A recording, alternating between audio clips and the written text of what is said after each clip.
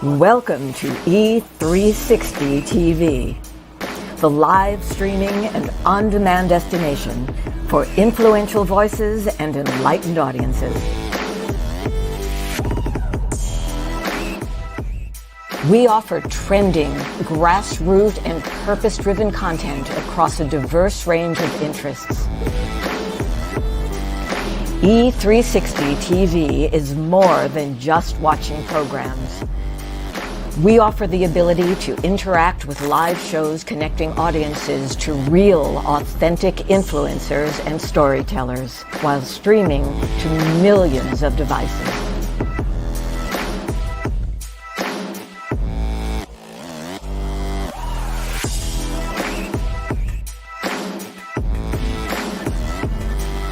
Real experiences.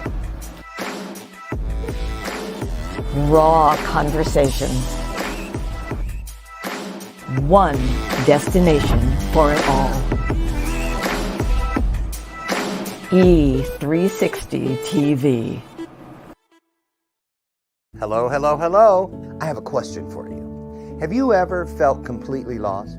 You know, seeking purposeful direction that could and should propel your mission within your divine journey to that next level, but still it hasn't happened. Well, my name is Loren Harris, and I'm the founder of P3, the Journey Series. People come to me because they're wounded. Many are scared, and even there are those who are bruised simply because they feel that they are increasingly, for whatever reason, losing their ability to dream. Now, this P3 program is not for a person who's just looking to start a business, no, but rather for those of you out there who have been on your journey and you've been navigating within your divine purpose, but you still desire to elevate to that level that you have not reached yet. If this is appealing, if this describes you, then I want to have a chat with you.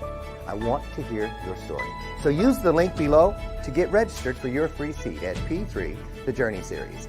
And let's get started, one story at a time. I'll see you inside. Click the link.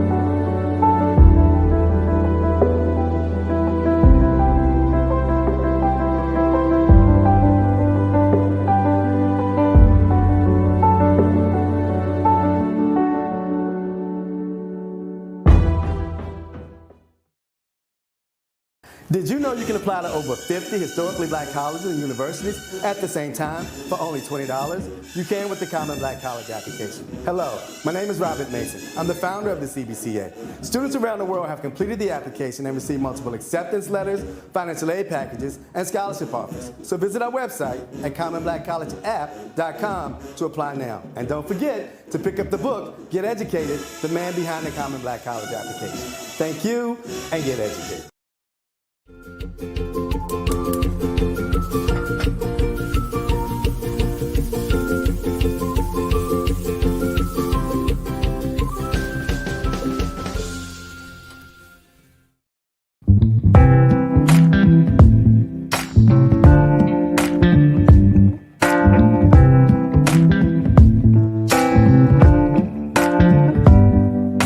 Show me your soul. Baby, I'll show you mine. Show me your soul. Honey, it's way past time. How expensive do I have to be? Need I spell it out before you get it, baby? Show me your soul. And honey, I'll show you mine. I'll show you mine.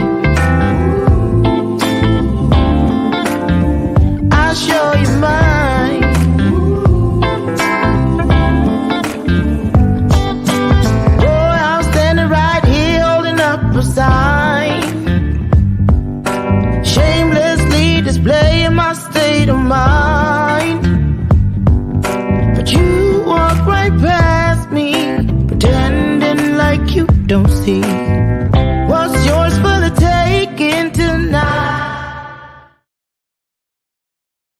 Okay, you know what time it is. It's time to wake it up. Wake it up, get it up, pick it up.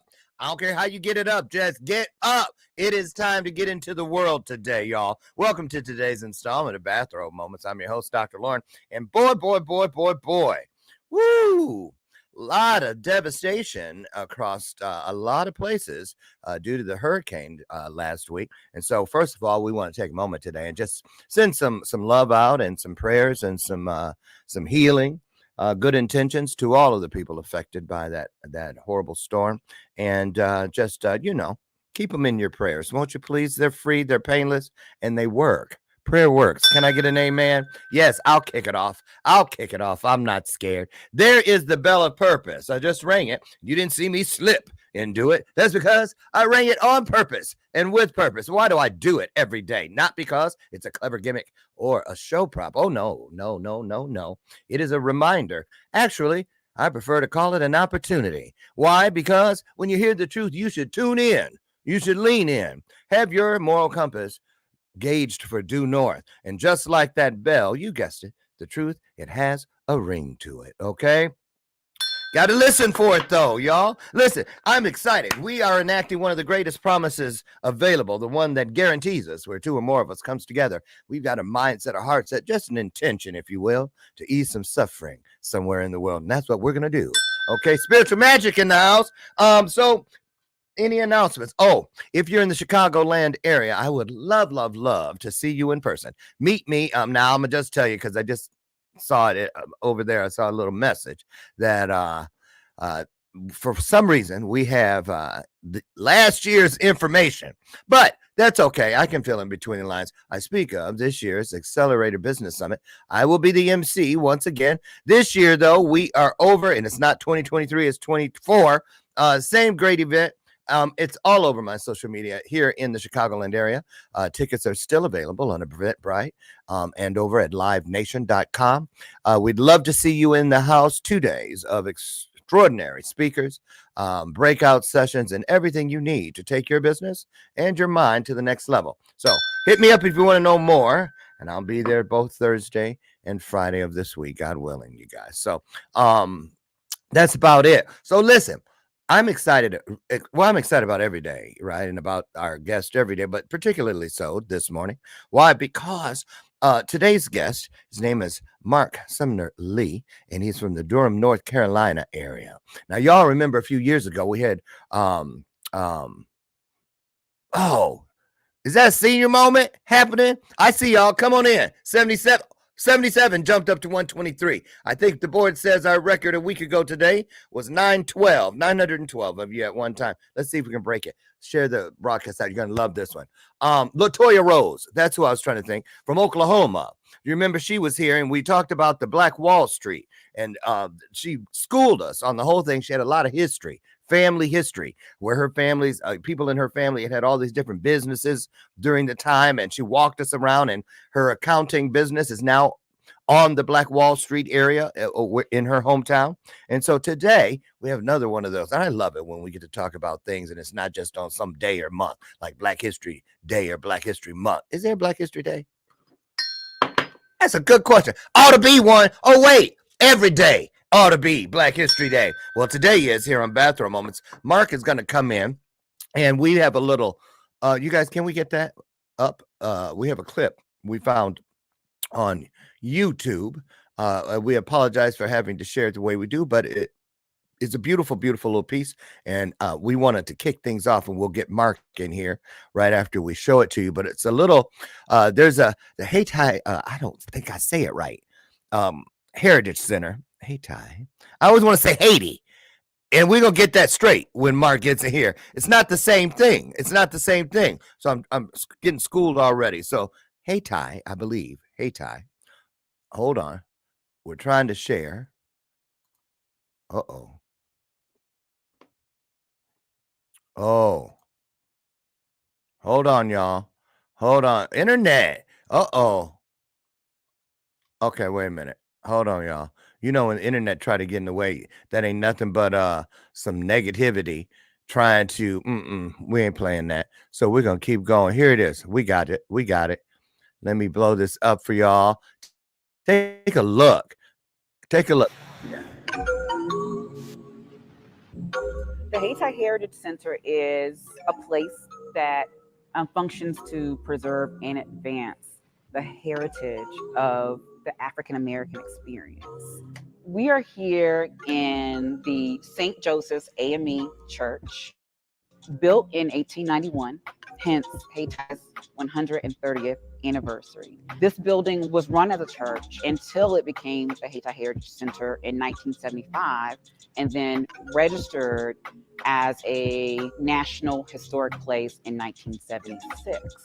This building was the last building standing as a result of the City of Durham's urban renewal plan when Highway 147 was built through this community. And it's a special place to our community in terms of it being the last building standing from that prominent Hayti heyday. The programming here that happens on a regular basis happens as a result of the history the Hayti Heritage Center has created. I want to give some credit to the Blues Festival, which is what put the Hayti Heritage Center on the map for people all over the world. It has given rise to the Hayti Heritage Film Festival, the Jambalaya Soul Slam that happens every third Saturday here at the Hayti Heritage Center, as well as a Black American Music Series, the third Friday Art and Business Walk. What I love about Hayti, there's something that calls you here. Sometimes you can't put your finger on it, but you feel it. It's a spiritual thing. And I think that would be along the lines of what a lot of people who feel called to this place would say about Hayti. They don't quite know what it is. It feels like it's more than a poetry slam. It feels like it's more than a film or, a concert. There's this thing that keeps calling you here. And it goes back to that family reunion vibe. You feel like you're coming home here at Hayti. And you feel like home is within you. Hayti reminds you of that. Wow. Wow. Let me tell you, you know why this is so important to me, and it should be important to all of us for whatever reasons, but I didn't find my birth family till I was 32 years old. And not having that piece of history that was attached to my DNA, to my ancestral sacrifices and all that goes with it, was a big piece. I couldn't get past. And that's what pulled me to find my family. So listen, get ready for Mark to come on in. He's coming down the hallway, but pay attention. And I really think this place ought to be on all of our vacation destination plans. We should put that on the list, just like everything else that we think is an important landmark in this country or the world. Here comes Mark. He's going to school us, y'all. Get ready.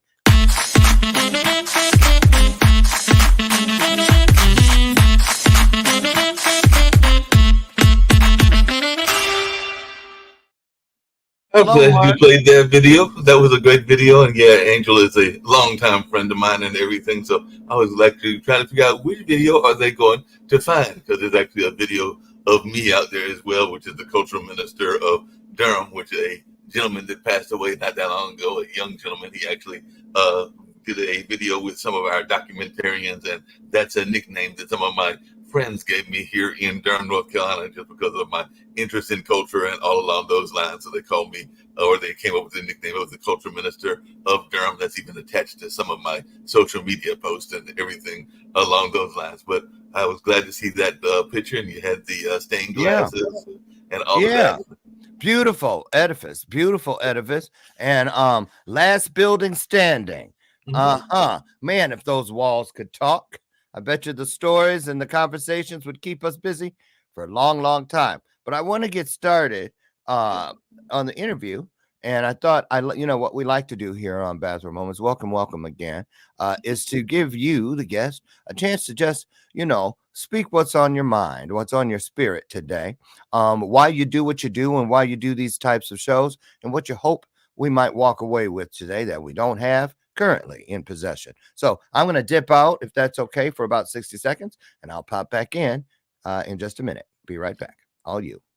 Sounds really good. One of the things that I'm always very much proud of, as I am the staff historian at Hayti, is being able to talk about some of those conversations, some of the things that Angel was talking about, and that we talk about on a regular basis. And you're right, Loren. Those definitely a lot of stories that could be told if we were able to listen to the stories that came out of that area. Baba Chuck Davis, who's actually got two pieces of art that are honoring him in our building, and he was a great dancer that definitely honored African dance and all along those lines. And he passed away, I think it was about 6 years ago or something like that, and everything. But he definitely honored and still has some of his legacy people that are doing African dance. But there is a dance studio that is actually named in his honor, and there's a mural of him in front of that and all along those lines. And then there's a big marionette kind of like figure that is out there as well that honors him, because he was definitely a big, tall, massive man. I think that definitely had roots in Raleigh and also had gone up to New York and other places and traveled the world, including to Africa regularly. And like they said, the Blues Festival is part of our legacy, and we've had amazing people. Branford Marcellus has recorded several of his albums in that studio or in that center that you saw and everything. And by the way, it is pronounced Hayti, so you were correct in the pronunciation and all along those lines. So definitely it was great knowing that Branford has recorded some albums there. Some of the rockers of the world like Megaphon, and even a young lady from Italy and others have, or she was actually from one of the other European countries, have actually been there and recorded some albums. And of course, we've had amazing artists like Regina Carter has been in the building. We actually just recently showed the movie Beat Street, and Guy Davis, actually, who is Ruby Dee and Ossie Davis's son, had performed in that movie and everything. And he had also performed at one of our blues festivals as well. And, you know, we just recently lost Tito Jackson, and Tito Jackson with the B.B. King experience had played at one of our last couple of blues festivals. We're hoping to have. Wait a minute. Festival. Tito Jackson? Tito Jackson played at the Hayti Heritage Center. What you said? We lost him? Yeah, we lost Tito. We lost Tito about not that long ago. Maybe about a week or two ago. Tito Jackson passed away. I did not know that. Yes, Tito Jackson passed away, but he had played at the Blues Festival and all along those lines. But yeah, Tito has passed. Reeby has also another member of the Jackson family that played there, and this was probably more than a decade, maybe even a decade and a half ago, because there was a young lady, Gadget Tish from New York. Because, you know, a lot of times the Jackson family has people that are fans and super fans, and so she traveled all the way from New York in order to see Reeby Jackson perform Centipede and some of the other things that are done there. So she came all the way down to see that performance. So it was just amazing that she wanted to come there and all along those lines. The other thing that I was going to mention, just really quickly, because I know you got tons of questions for me and everything, but if you were to come in and get a better look at the center, there is a picture that sometimes startles people, and we talk about it when we do the historical talks and everything, because if you go in there, one of the first stained glasses that people are sometimes drawn to is a stained glass of Mr. Duke, as in the Duke of the Duke University and everything. So he actually has a more prominent stained glass than the two stained glasses of Jesus Christ, because with the time that they were trying to raise money, they had to go into both our community as well as the white community. And at some point he said, yes, I'll give you some money, but, you know, I want like stained glass up there at the top. So in my mind, it's one of the greatest exercises of vanity of all times and everything.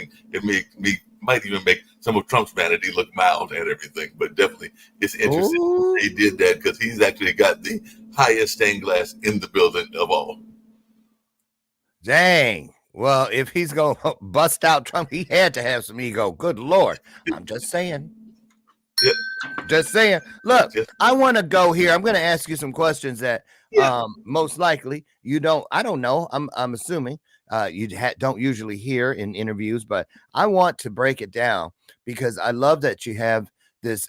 I loved what the narrator of the video, how she was saying you just pulled to this place, and the way it speaks. I know that's the kind of thing where when Christians go into their churches, they say there's a sweet, sweet spirit in this place, and it's a real thing. It's a vibe. It's an energy, and a lot of it, I believe. I love the ancestral piece, the way you can just feel what they have left behind. So let's go to this. You know, you were born and raised around there, right? Pretty much. Yes, I was born in the city of Durham and everything. Actually, just down the road from the Hayti Heritage Center is a hospital, because at the time I was born in the early 60s and everything, we were still dealing with segregation. So I was actually born at the Black Hospital, which would have been Lincoln Hospital, and all along those lines. And it's actually in between the Hayti Heritage Center and North Carolina Central University, which at that time would have been called the North Carolina College of Negroes. And all along. What you say that name is they call you? The cultural minister of Durham. Cultural minister. So first of all, okay, cultural minister. I can already see you got to be very specific. Get in, grab him, stop him, because he knows a story about everything I'm gonna ask. So we want to get through these questions. I'm gonna start with this one. This I really want to know. Here's where I was headed. You've probably been in and out of a lot of family homes over the years there, where they've been in that house for decades, right? So I want to know, because up here, up north, I can't find them. I remember when I was a young boy, one of the greatest things that I used to love, one of my favorite memories, is when my grandma would sit me down and take me through that big ass family Bible. Everybody used to have one, and it wrote in there who married who and when babies were born. There were locks of hair, picture, all kind of stuff stuffed in there. Birth announcements, death announcements, stuff written all in the margins, recipes sometimes stuffed in there. And now I can't find them. I literally saw one for sale a few years back at a garage sale. And I thought, what was this family thinking? So tell me, when there where you're at, that area, do you still see those? And does your family have one? Because you have a lot of family historical everything, and you guys have really done a great job holding that whole thing together. Talk about that if you could, Mark. A couple of things. One is yes, there's definitely family historians. I know that in my own family, it is my Aunt Julie, because sometimes I need to find out something in my own personal family. Keepers of the history. I will call my Aunt Julie, and she will be able to tell me who was married to who was connected to who, and she's got where they met, number of pictures and all along those lines and everything, and she's got a lot of that information. And I know that even my own mom has some of that information as well. But sometimes if I need it and she doesn't have it, then she'd be like, yeah, you know who to call your Aunt Julie. She's probably got some of that information. But coming back to the Hayti Heritage Center, one of the things that we've been doing is we have a program called it's a summer it's a youth program, SYAEP, but it's a youth program that they come every weekend and everything. So they come on Saturdays, and one of the classes that they have been learning, because they've been learning everything from African drumming to definitely some dance, some young students. We have young students that come to the class, so it's a student-oriented activity and all along those lines. And one of the classes that they were offering is just what you said, because we're finding that some of our young folks are not learning the history as much as we would like them to learn the history. Right. So there was a whole class that Earl Imes does, and he's connected with North Carolina State and all along those lines. And I think he's also connected with our with the state of North Carolina and everything. And he comes in and teaches them how to have dialogue with their elders and everything in order to keep some of that history going. Because as you know, sometimes our young folks are caught up in the games and the modern culture, and they don't always know aware of their own history. So that's something he's trying to get them to do, is go and have conversations with their elders, because we hope that we all have long lives and everything in that space. But a good friend of mine says, we all know our birth date, none of us know our end date, and only God above knows that and everything. So while we're here on this earth, we need to have a opportunity to actually have those that are going to follow us carry some of those memories, because that's one of the things that even us at the center are doing right now, because we've got a lot of documents. You saw that pipe organ. We actually lost that pipe organ for a minute, and then we found it at another arts institution, and it's now in one of our storage areas and might eventually be turned into an art installation, because it's not ever going to be able to be restored and everything along those lines. But it may be turned into like an art installation. Wait. I gotta reel you in. Yeah, come on back here where we're at, because I want to go a little deeper into this keeper of the history thing. Go ahead. I brought it up for a reason, because look, hey y'all, 752 of y'all listening, so listen up. A lot of people, I think back in the day, certain people were chosen in families, to be the keepers of the history. And so now, so I just want to ask this question. Are you when you're doing this class with young people and stuff, or what do you think, personally speaking? Should we assign these roles, or how do we get our young people to really be interested and keep like recipes and things like that once they're lost? Because I know my grandmother, you ask her how to make those biscuits and stuff that she was in her head. And well, you got to make it short. The dough. I'm like, what does that mean? Short, the dough and stuff like that. So do you guys help them understand the importance of someone being the keeper of the flame, so to speak, so that it doesn't burn out?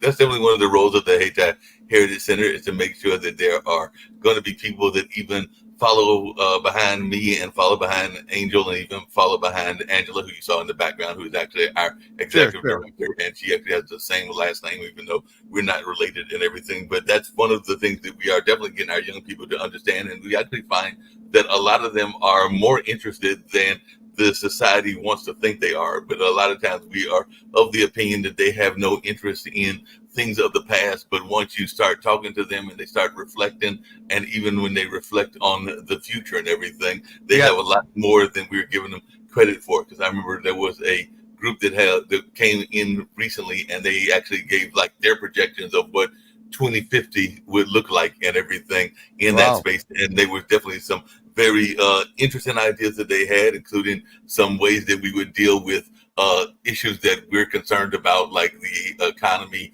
and like the environment and a number of other things. But it was definitely fascinating watching their reflections on where they were going, but also where they came from. So I do think that there are ways that we can get a lot of our kids engaged, and that they are more interested in history than we give them credit for. Well, the reason I ask that is because so many young people, everything is digital. They order their food from the grocery store. They don't go shopping, none of that stuff. And so I know a lot of young people, when they want to figure out their history, they go to the sites like ancestry.com and stuff. But you get names and stuff and dates, but you don't get the stories that go along with it. So as a historian, let's go here. Where do you begin in a town? Let's say just in Durham, when something comes up and you have the story, but you need the proof and you need to substantiate it so that it can become an official piece of history and not just an urban myth or some hearsay, some rumor. How do you go about tracking down all the dots, dotting all the I's and crossing all the T's? Well, that's actually one of the projects that we're working on right now and everything, because we're actually in the process. I don't know if you realized that when you saw the dates and everything, but next year, 2025, will be the 50th anniversary of the Hayti Heritage Center. So we're actually creating a thing called 50 Voices for 50 years. So we're actually going back and finding some people that were involved with the center, some that are still involved with the center, and some that had historical voices with the center, in order for them to reflect on what the center meant to them and what the center kind of like brought into their own lives, and even where they went. Just to be clear, the center, the edifice itself, is over 130 years old. Exactly. The building itself is built in, like the lady said, in 1891, and the actual building was 1869 and everything. So it's actually the actual church, because the church moved to the other side of North Carolina Central University, and about 5 years ago, they celebrated their 150th anniversary. So they're at 155 right now and everything. But they came to the center and actually had a big church service there to celebrate 150th. Because doing urban renewal, they actually moved the church from where it was, which is the Hayti Heritage Center, in order to go to the other side of North Carolina Central University. So the church still exists. It just exists in another building at another location and everything. So what was the mindset all those years ago when Black people converged on that area and started? I mean, it seems like there was a lot of affluence, or at least Black people that had some pretty clear-cut dreams and ambitions. So can you give us, where did they come from? What drew people to that particular area and why?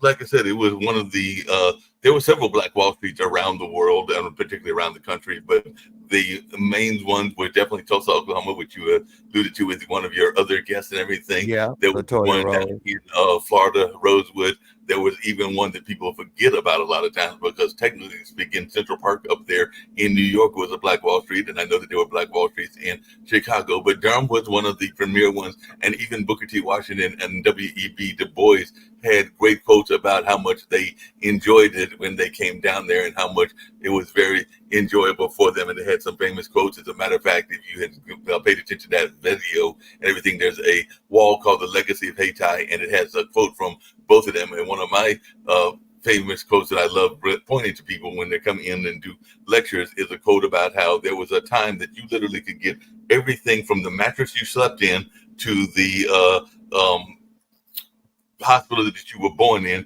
to the funeral home that you died in, to a number of other things from stuff that was owned and operated by us, meaning those that were in the African American community. And that was something that one of those great leaders, I think it was Du Bois, if I remember correctly, and everything, that they brought that notion up that you could literally get everything that you wanted, including from the haberdashery, which means that you could get your suit. And I can tell that you're a gentleman that likes to dress nicely and all along those lines. So you get all of that from our community. And like I said, literally the mattress that you slept in as well. So all of that was created in our community in like an insulated area, but it was our area and all along those lines. What about this? Not just in the Durham area, but just in general, because you're a historian. So what?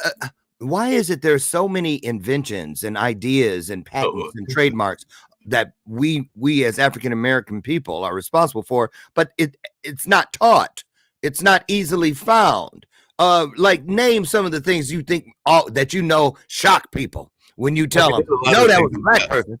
Yeah, there's a lot of things that shock people. I mean, anytime that you go open a door, you're actually dealing with something that a Black person dealt with. And I'm talking about the actual literal doorknob and everything along those lines. Every time you iron your clothes, you're dealing with something that a Black man invented and everything. Every time that you open your refrigerator, you're dealing with something that a Black man invented. Every time that you even deal with some of the more technical things like the internet, there are parts of the internet that were designed by, in one case, it was actually a Black woman and everything along those lines. So there are things that we regularly use on a daily basis that are part of our community. But as you just said, a lot of times the schools don't acknowledge those people that invented it, or in some cases they are stolen, or in some cases even misappropriated and claimed to be from other people, even though it was our inventions and all along those lines. So there's a number of things that we were very much involved in the invention of. And Renee Leverty, who is a good friend of mine and everything along those lines, he's got a company called Asymmetry and all in that way. And he works for Cisco, and he actually does a whole presentation sometimes at the center itself that talks about what you're just saying, which is this notion of the fact that there are things that are part of our legacy that we don't get enough credit for. We don't get credit for at all, seriously. And so between that and the banning of books and stuff, that it's like, okay, it's like they're, somebody's trying to treat us like an old cigarette butt and just grind it out, And so even modern, there's some modern things. I believe I saw something that shocked me when the Nerf ball and all that was a Black guy. And I was like, what? I didn't know that. And I played with him. You see what I'm saying? Let me just ask you. So who's dropping the ball? Are we? I think we're dropping the ball sometimes. Like we're not actually doing a good job of actually letting folks know. One of the things that used to frustrate me on a regular basis, and you don't know this all about my background, but part of my background is in journalism, and all along those lines, I'm a Marquette graduate and everything. And I did work. First job I got out of was a African American newspaper in Raleigh called that was the one that was called the Carolinian, and the Carolinian still exists to this day and everything. But I sometimes get frustrated even with our own newspapers, because sometimes we're so busy doing like a lot of other media does and concentrating on the negative. I mean, when was the last time you were in the Chicago area? And I know that there are inventors there in Chicago, just like there are corporate people there in Chicago and people that have got all kinds of great inventions. When was the last time you picked up a copy of the Chicago Defender or the Chicago Tribune and actually saw one of those people being profiled? It's probably been a minute, if at all. If at all. Absolutely right. Absolutely right. So we need to do better. So write that down, okay, as something that we need to be actionable with, you guys. And now let's switch over to this. The name of this, the Hayti, I saw your face when I said it, and you were downstairs in the green when I said Hayti. Talk about the name. What's it mean? Where'd it come from? School us. No, part of the reason is just what you mentioned. It is connected to the country of Haiti and everything. Some of the people that were the founders of were also inspired by Toussaint Louverture and what was going on in the country of Haiti and everything. It actually started at a brush arbor and all along those lines. And a brush arbor means that literally it was no building at all. The people were having church service in 1869 outside, literally in like a tree area and all along those lines. As a matter of fact, one of the exhibits that we have upstairs actually shows an exhibit of what that would look like. So I don't know how it is right now. Right now it's in the 70s, but we've had some warm weather even back in definitely August and even some in September, even though we're now in October and everything. So imagine if you would that you were outside and you were having church service, but it wasn't exactly a nice cool day, but you wanted to get the word and all along those lines. And that's where they started. And then they eventually had some of those brick masons and other people, including some from our community, that started building the building and all in that kind of way. And then it became the structure that it is now and everything. Because one of the things that I also get frustrated by, and I believe in telling the story of history, warts and all. I even say that's in some of my presentations and all along those lines, is that sometimes our own people can be our worst enemies. And in that sense, because when the urban renewal took place and everything, there were people that were promised certain things, and there were people that were given certain things. And in some cases, the promises were kept. And in some cases, the promises were maybe people got the rewards that they were looking for, but at what cost were they selling out their own people and all along those lines? So that's definitely something that went on, because there was even people that were pushed out into what we now call the projects. And I know y'all got projects up there in Chicago that are much worse than ours, but we do have some here as well. And some of those projects still exist that were created during that time. Yeah. Now, you personally have a lot of pretty prominent historical figures in your lineage. I know you have a grandmother and a grandfather, buildings named after them, libraries and things like that. How far back does your family go to that era? I mean, were they slaves there? And what was that like when the Emancipation Proclamation came about? What did the black people do there? Did they go someplace, or did they stay there and sharecrop? Which direction did they move? Going on. Some of the people stayed here and all along those lines. There were some people that went. Eventually, they had gone into the military, and the military might have helped them get out of environments. But there was definitely sharecropping here into this area. There were people that did, like probably your family did. I have some relatives that moved up north, and definitely relatives and friends that moved up north. Some of them that have now started coming back and all along those lines. So there was definitely a mixture of ways that people were dealing with the freedom and everything along those lines. But when the Freedom Papers came, then that's when people decided that they wanted to create their own environment. And that's kind of how the Black Wall Streets were able to be created, because people wanted to have their own success and not depend on other people. And ironically, parts of the Black Wall Street are literally in downtown. So that's that the other gentleman, I think that might have been Booker versus W.E.B. Du Bois, was talking about, was this notion of how much the races could get along. Now, sometimes the races could get along because there might have been some intermingling that maybe even both sides of the family might not have been pleased with and everything, because I do know that we had some of the best entertainment and some of the best things going on in our society. And let's be very honest, in a lot of cases, we have some of the better looking women in the world as well. So there might have been some folks of other cultures that wanted to come down and kind of raise the chicken house, for lack of a better term. Right. Now, let's go here. Because there was an affluence and people were entrepreneurial minded and spirited. And so there's some successful black folks. But just like in New York, they had Sugar Hill, you see, where there was the affluent black population, and then there was the ghetto. So what was the separation, and what did they call the affluent area back in the day there? And does it still exist today? No, there's definitely some separation between the classes, and the class issues still exist today and all along those lines. And yeah, you might have had some people, even to this day, and even in that day, that might have come from more affluent areas. A lot of the Black Wall Street folks that were successful were part of the more affluent community, and some of that affluent community also had a easier time intermingling with some of the affluence in the other cultures as well, but particularly the white culture. I mean, there's some rumors, and it isn't 100% proven or not proven, that say the Spalding family, which is one of our major families, and the Duke family may be intermingled and maybe even interrelated and everything because of some of the things that were going on among the family members and all along those lines. Because, you know, slavery has its very interesting histories as well. Oh, yeah, absolutely.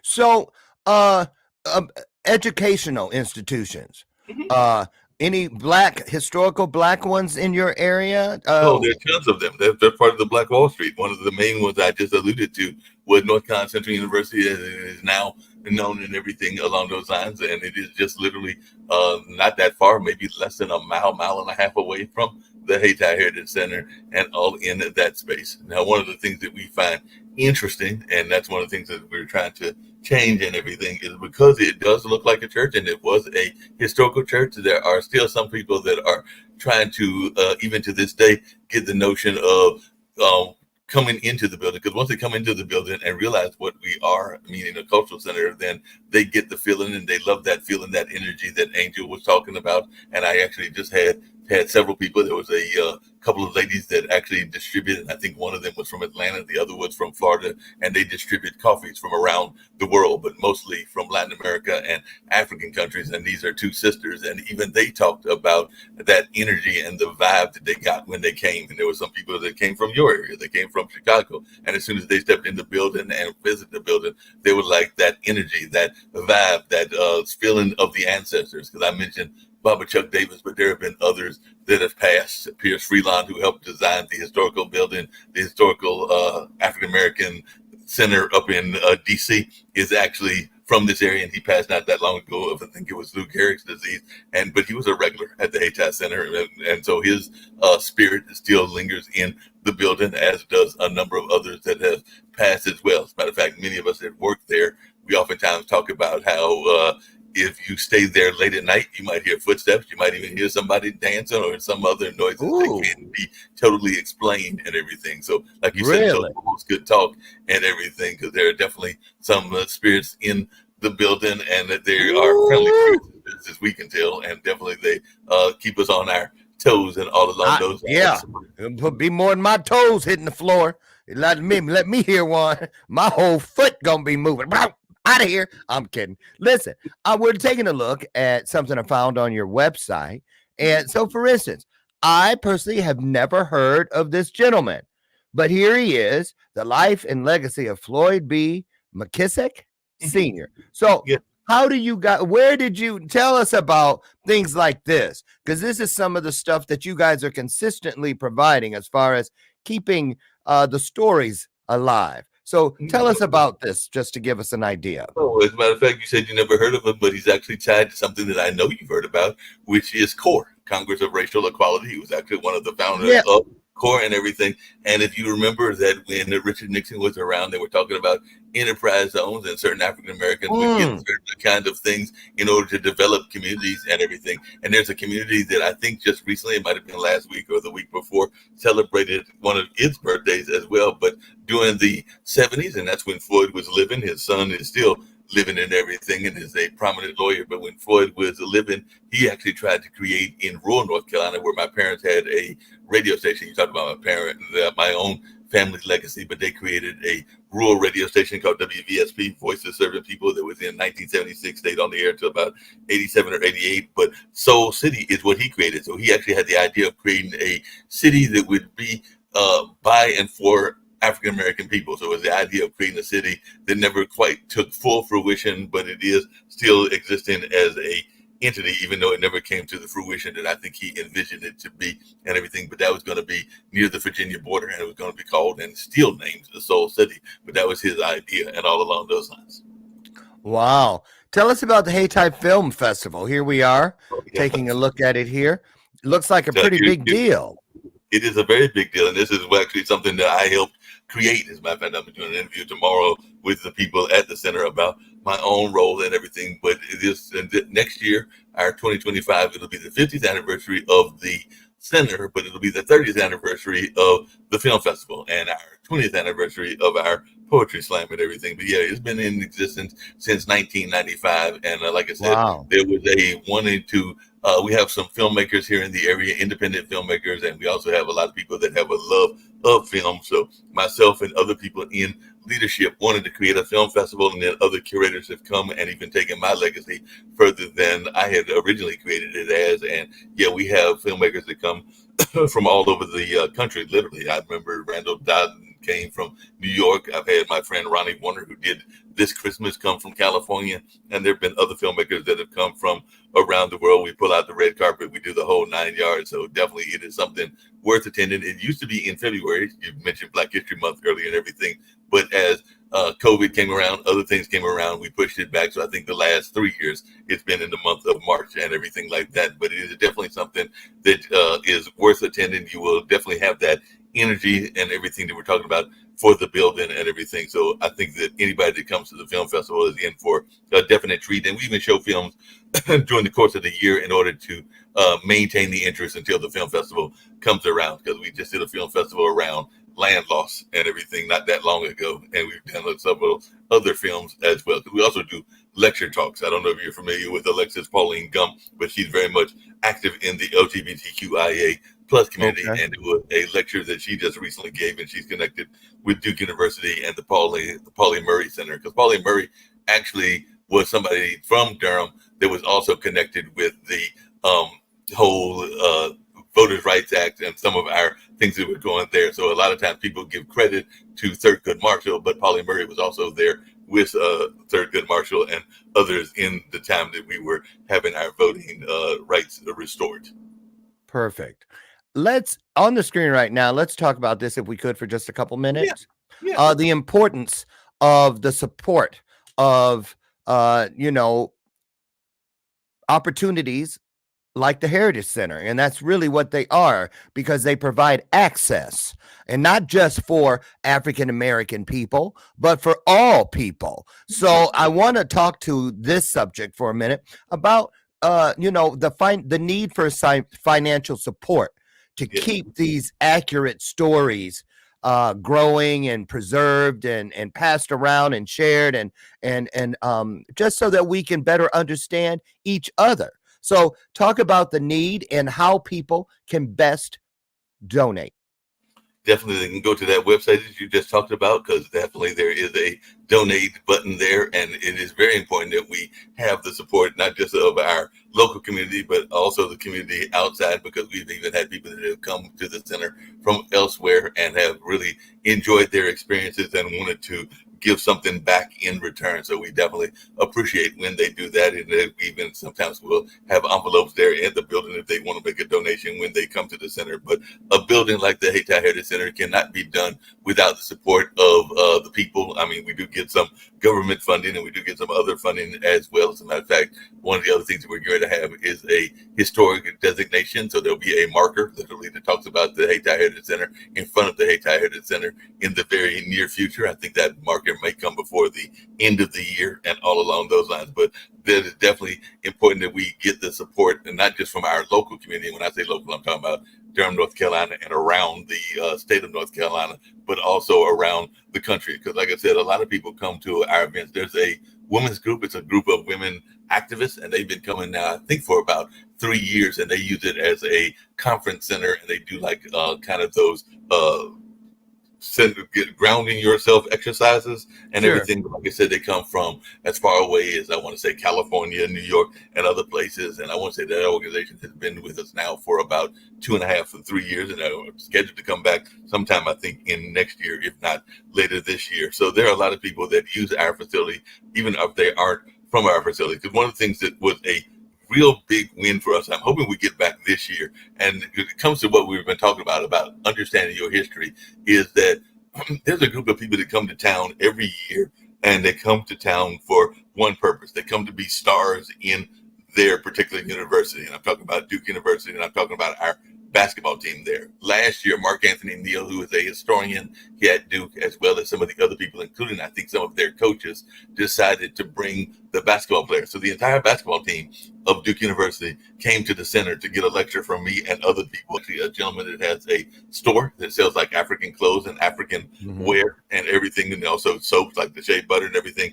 They actually went down there after our lecture, and I think that every last one of those players actually bought something. And I've been back in touch with Mark Anthony Neal through Facebook and other things, and I'm hoping that he will come back and do another lecture, because that was the first time ever that I ever remember them coming. And there's even things that are sports related, like the Algonquin Club is a tennis club that was a black run tennis club. My dad actually had the pleasure of playing Arthur Ashe. Loren, no, he did not beat Arthur Ashe, but he did win some games. So he could actually say that he won some games against Arthur Ashe. Against Arthur Ashe. There you go. There you go. He stayed in the game. He stayed, and then there was a popular movie called The Secret Game, which is the game between the Duke Hospital, I think there were people connected with Duke Hospital, and the North Carolina Central University team, which is the black team and everything, and we won and everything. But they made a movie about it called The Secret Game, because it had to be done, because it was in the time of segregation in secrecy and all along those lines. So that is a popular movie. How interesting. How interesting.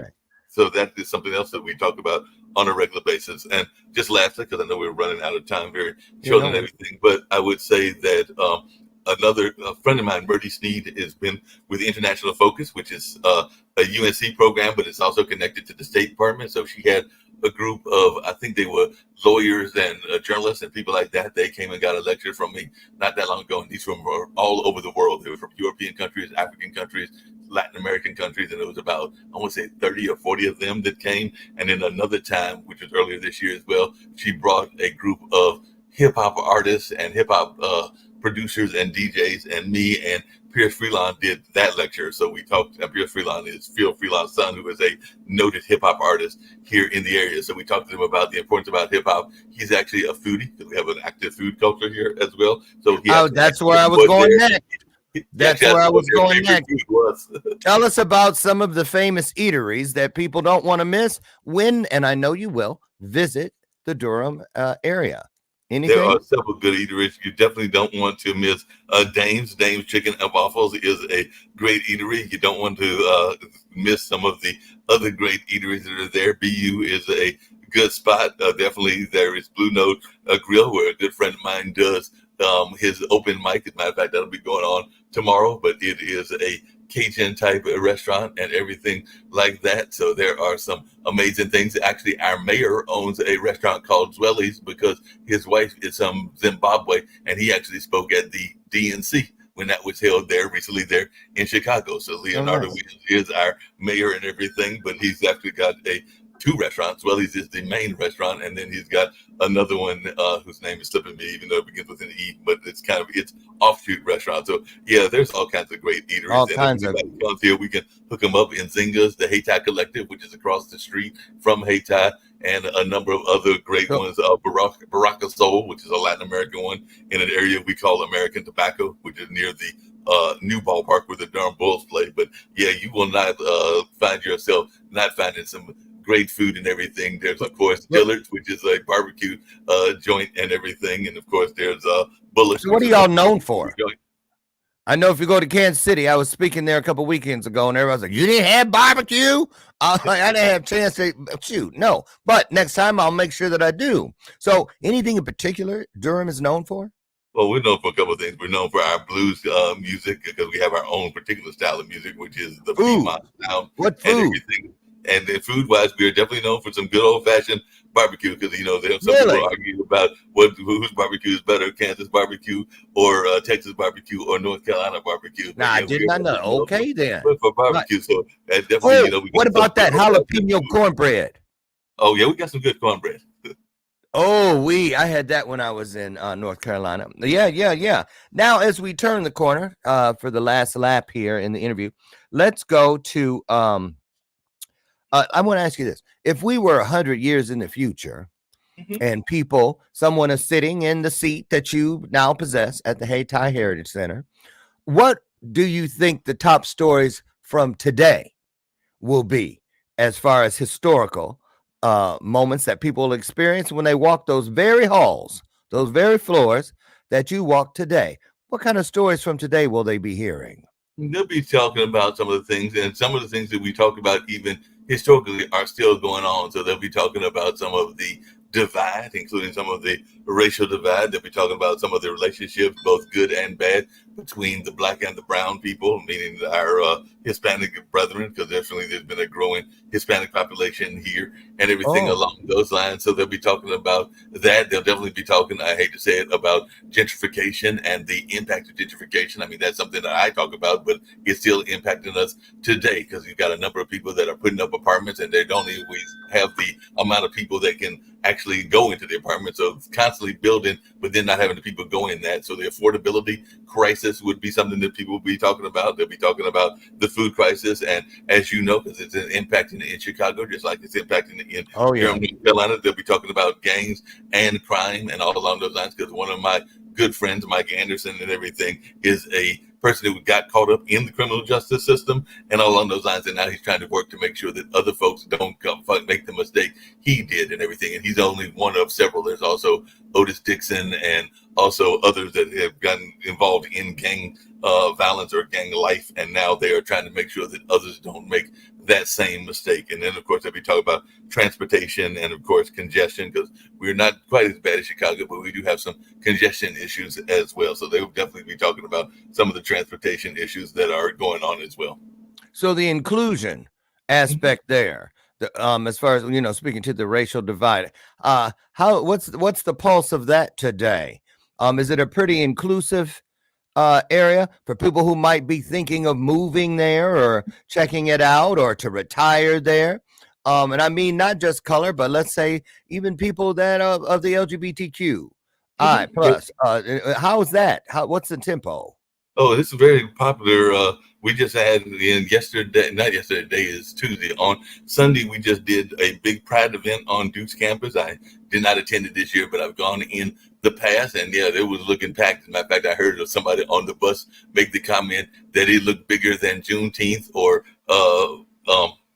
Black August, which is an event celebrating our society in the month of August and everything. And he was making that as almost a semi-snide remark, but not a total snide remark.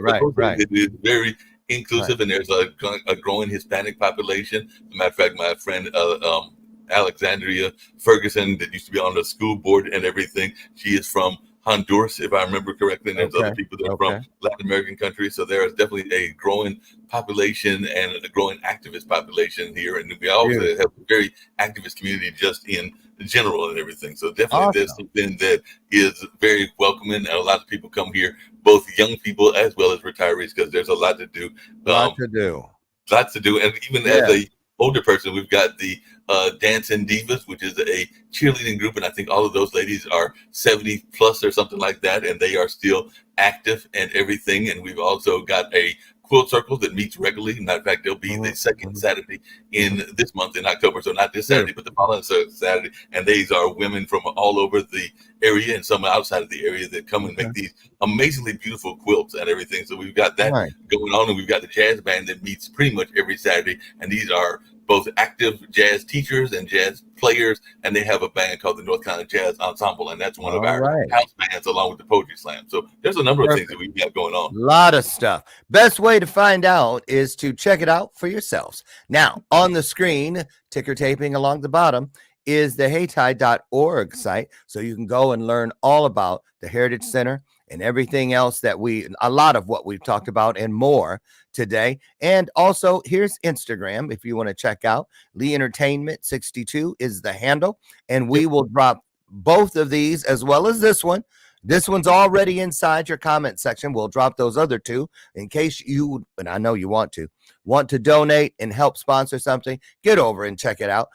Be the blessing that you want to see in the world. I just want to say thank you so much. You really schooled us today, and it's just the tip of the iceberg. I know you could sit here all week talking about these all week and everything. Loren, I do have to give one thing as we walking out the door and everything. I also have to give a big shout out to you for having me on, and I hope other people will come and learn about the Hayti Heritage Center. I'd love to be able to come back on at some other point and everything along those lines. But the other thing I was going to say is that I am glad to be able to meet you and to know that I've got a fellow Cancer in my corner, because I know that our birthdays are not that far apart. That's right. So I think July 1st and 4th. Cancer power.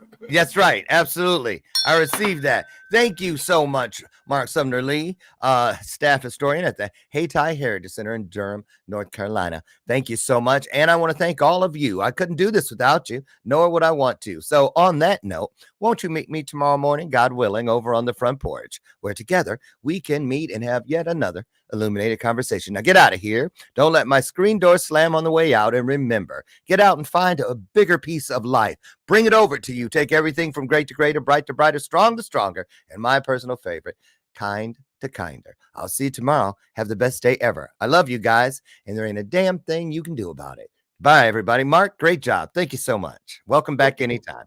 Bye, all.